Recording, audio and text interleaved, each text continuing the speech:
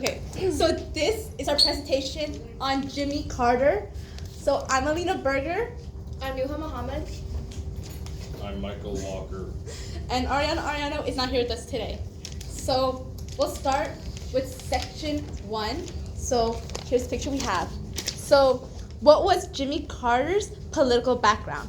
Jimmy Carter had a political background as a Georgia state senator and later as the governor of Georgia before becoming the 39th president of the United States. What was his campaign slogan? Carter's campaign slogan was "A leader for a change." What was the Peanut Brigade? The Peanut Brigade was a group of Jimmy Carter's friends, family, and supporters from Georgia who campaigned for him across the country during the 1976 presidential election. What did Carter mean by an open government? By open government, Carter meant a transparent, honest, and accountable administration that kept the public informed and in the democratic process. Okay. Section 2. Can you move the camera? Maybe they can see it like that. Okay. In 1977, President Jimmy Carter pledged to reduce nuclear arms and pursue the arms control negotiations with the Soviet Union. There's 3 places where he worked to improve human rights. Number 1 was Latin America, South Korea, and then the Soviet Union. Who visited the White House in October 1979 and why? In October 1979, Pope John Paul II visited the White House to discuss global peace, human rights, and moral issues with President Jimmy Carter. What did Mrs. Carter do in November 1979?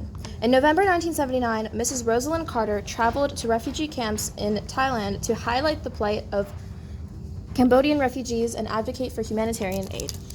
Okay, so next we'll be looking at section 3. So, which 2 countries were involved? And this is regarding the Camp David treaties.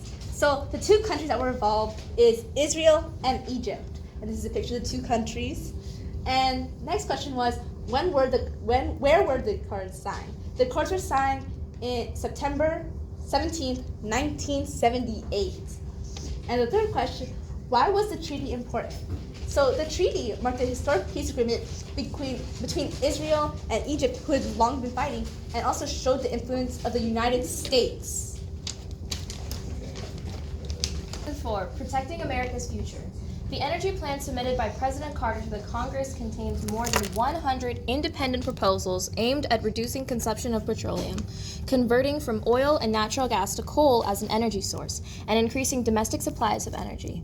In August 1977, Carter proposed a major jobs program for welfare recipients capable of working and a decent income to those who were incapable of working. Carter was unable to win support for his welfare reform proposals, but they never received a vote in Congress.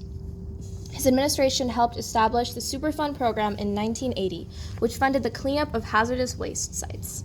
Jimmy Carter funded programs in order to expand the access to education for more people, like the Inadequate Program for Education in Georgia. So as you see, there's a book here, which is The Future by Jimmy Carter. Doesn't actually exist. No, it's a real book. Which It is doesn't because exist. of his attempt to help expand the access to education. So we put a book. So now, section 5. Section 5, the Iran hostage crisis. On October 22nd, President Jimmy Carter had allowed Iran's deposed leader, Shah Mohammad Reza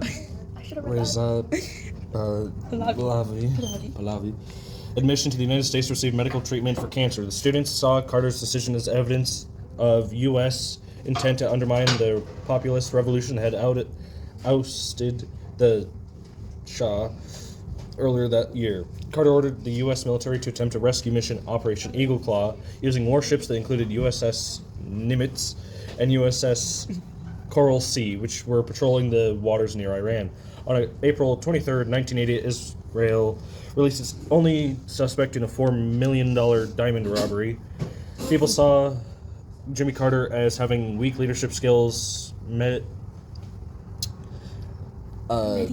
media attention and public frustration, a failed rescue mission, and it boosted Reagan's fame. And as you see, there's a door that says, "Welcome back to freedom." And that was our poster on Jimmy Carter. Okay, stop recording.